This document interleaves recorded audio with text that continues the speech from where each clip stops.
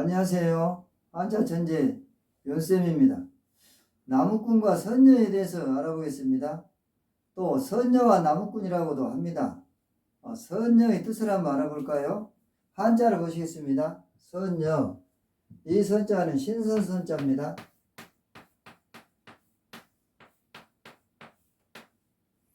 신선은 속세를 초월한 사람이라는 뜻입니다. 또 불로장생하는 사람이라는 뜻도 있습니다. 이 한자는 여자 여자죠. 여자 여자. 그래서 신선 그러면 여자 신선이라는 뜻이죠. 여자 신선. 선경에 산다는 여자 신선을 뜻합니다. 대한민국, 중국, 일본, 몽골, 인도 등 세계 전역에 널리 알려져 있는 전래 동화 중의 하나가 바로 선녀와 나무꾼입니다. 어린이들에게 널리 읽히곤 하던 이야기입니다.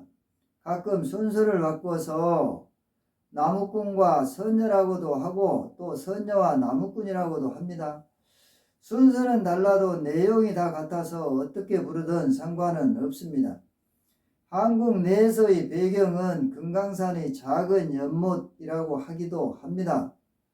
선녀와 나무꾼 설화는 아시아, 오세아니아, 아프리카나 중남미에까지 세계 각지에 비슷한 이야기가 많이 있습니다. 30이 넘도록 혼인을 못하고 있던 어느 한 나무꾼이 나무를 하다가 숲속에서 도망치는 사슴을 만났습니다. 이 사슴이 사냥꾼이 쫓아오고 있으니 자신을 좀 숨겨달라고 애타게 말했습니다. 말하는 사슴이 신기하게 여긴 나무꾼은 사슴을 숨겨주고 뒤쫓아온 나무꾼을 다른 방향으로 보내서 구해주었습니다. 사슴은 은혜를 갚겠다고 하면서 소원을 하나 들어주겠다고 하자 나무꾼은 아내가 생겼으면 좋겠다고 했습니다. 사슴은 나무꾼에게 선녀들이 하늘에서 내려와서 목욕하는 선녀탕이라는 목과 선녀들이 목욕을 하러 오는 시간, 선녀의 옷을 하나 훔쳐서 그녀를 아내로 삼도록 하는 꾀를 나무꾼에게 가르쳐 주었습니다. 나무꾼은 사슴이 가르쳐 준 시기에 선녀들이 목욕을 하러 내려온다는 못으로 가서 몸을 숨겼습니다. 그렇게 오래 기다리자 과연 선녀들이 하늘에서 내려와 날개옷을 벗고 선녀탕에서 목욕을 하는 것이었습니다. 나무꾼은 사슴이 가르쳐준 대로 날개옷을 하나 훔쳤습니다.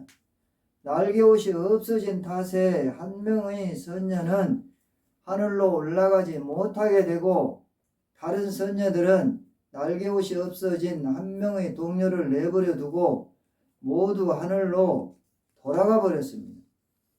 이때 나무꾼이 홀로 남아 옷도 벗은 상태인 선녀에게 자신의 아내가 되어달라고 하자 하늘나라로 올라가지 못하게 된 선녀는 할 수 없이 나무꾼에게 의탁하게 됐습니다. 이후 여러 가지로 이야기가 펼쳐집니다. 하나는 선녀가 아이를 3명 낳았을 때 나무꾼이 선녀의 애원에 못 이겨서 날개옷을 돌려주자 선녀는 아이 셋을 데리고 하늘로 올라갔습니다.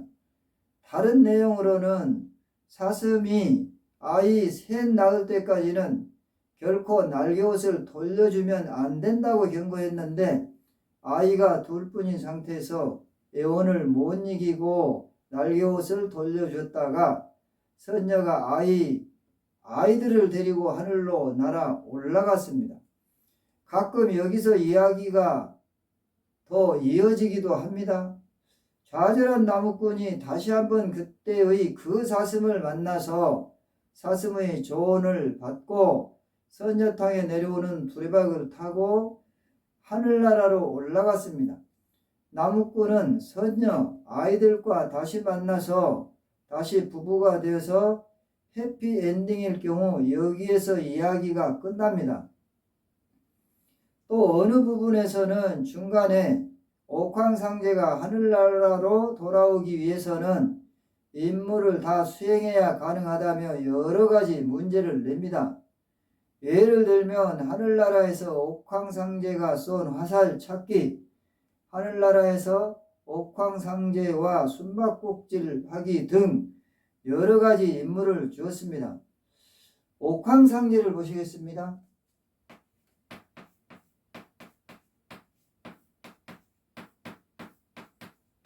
이 옥황상제는 도교의 가장 높은 신입니다. 무속에서는 옥황천존이라고도 합니다. 전통적인 하늘의 신간족입니다. 옥황상제, 옥황대제라고도 합니다. 이때 선녀가 나무꾼에게 살짝 기뜸을 해줘서 나무꾼이 옥황상제의 임무들을 무사히 다 수행하고 하늘나라에서 살게 되었습니다. 또 이런 이야기도 있습니다.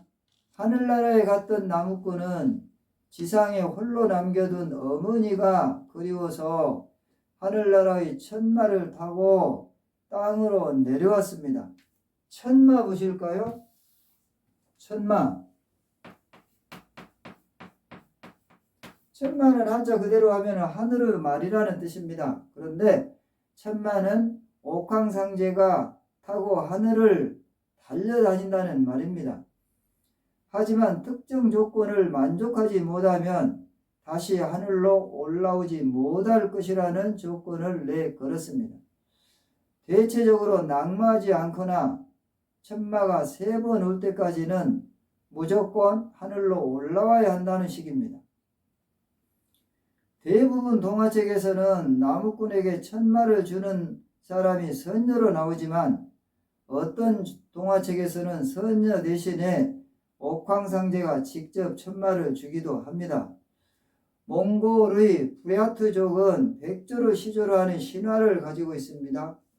백조는 곤입니다. 백조, 곤이.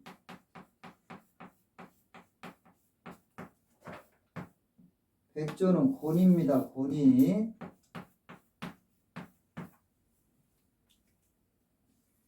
한 사냥꾼이 날개옷을 벗고 사람이 되어 목욕을 하는 백조를 만났고 그 날개옷을 감추어서 백조로 돌아가지 못하는 여자를 붙잡아 같이 살게 됩니다. 이후 6아이가 태어났는데 여자가 술을 빚어 남편에게 주면서 날개옷을 달라고 합니다.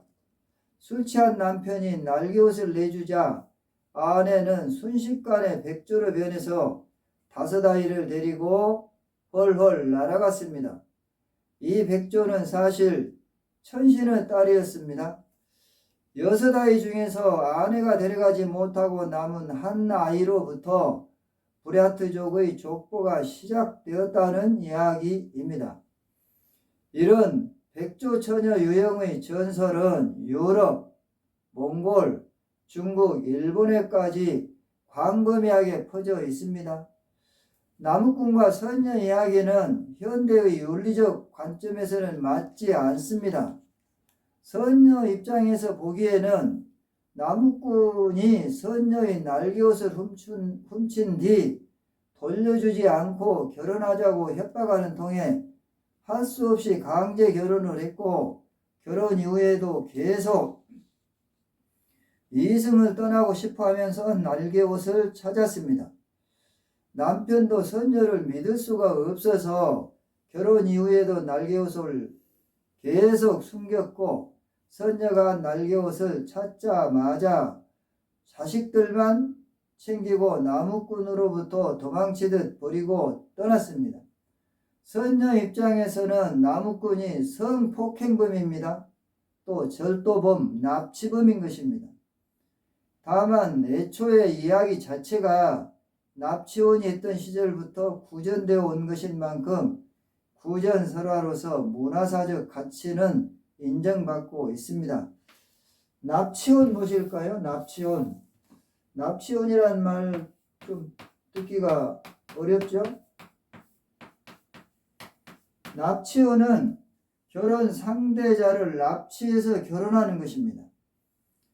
유사한 이야기가 많습니다. 동양의 전설이나 설화가 대개 중국의 기원을 두듯이 본 동화 역시 중국 육조 시대의 수신기에서 처음 등장한 이야기입니다. 육조 시대를 보실까요? 육조 시대. 육조 시대는 중국입니다. 중국 이야기입니다. 중국 삼국시대의 오나라, 동진 및 남조의 유송, 남제, 양나라와 진나라가 존속했던 기간을 모두 합한 시대입니다. 수신기를 보실까요? 수신기. 수신기는 소설집입니다. 수신기는 4세기 중엽 간보의 저서입니다. 중국 육조 시대의 지괴 소설집입니다. 지괴는 괴를 적는다는 뜻입니다. 지괴를 보실까요? 지괴. 지괴. 이 지자는 뜻지자라는 뜻도 있는데 기록할 지자라는 뜻도 있습니다. 기록하다. 이 괴는 기이하다, 괴상하다, 신기하다 그런 뜻이죠. 그래서 지괴는 괴상한 것을 적는다 그런 뜻입니다. 그래서 지괴 소설집은 이상하고 신기하고 괴상한 이야기들을 소설로 써놓은 그런 소설집이죠.